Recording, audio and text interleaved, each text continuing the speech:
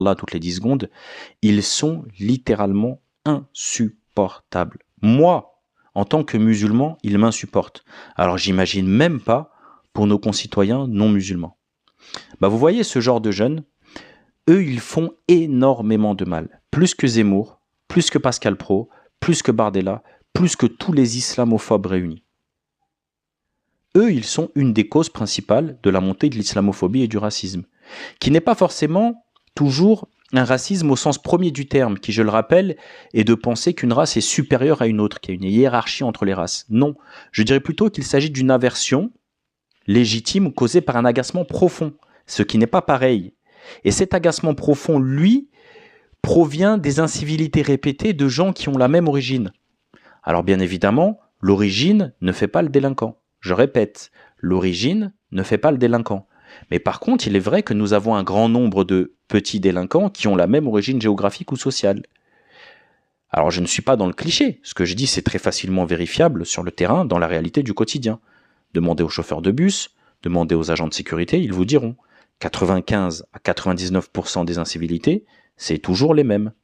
Donc à un moment, il faut regarder la réalité en face et avoir cette autocritique qui est indispensable à la crédibilité d'une analyse.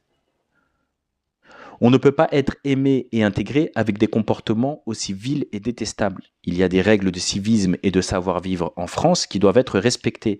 Et c'est en respectant ces règles et ces codes de conduite que la réconciliation nationale aura lieu.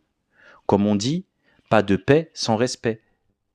C'est-à-dire qu'on aura toujours une citoyenneté conflictuelle si nous ne respectons pas les codes de civisme et de savoir-vivre français.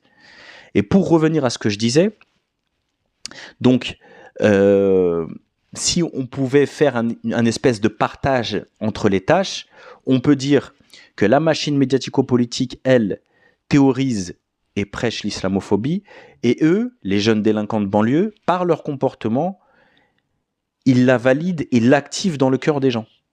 Donc on peut dire clairement que Zemmour, Pascal Praud et les jeunes délinquants de banlieue travaillent ensemble dans un partenariat involontaire pour faire détester l'islam et produire du racisme.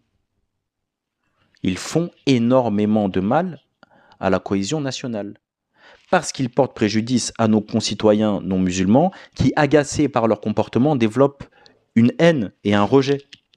Mais ils font aussi énormément de mal aux citoyens de banlieue normaux, qui, eux, vont subir les conséquences directes de ces incivilités. Parce que quand ils vont aller postuler pour un job ou demander un logement, ils vont se manger un refus. Car étant eux aussi de banlieue, ils vont être automatiquement assimilés à ce genre d'énergumènes. Donc encore une fois, les bons vont payer pour les mauvais.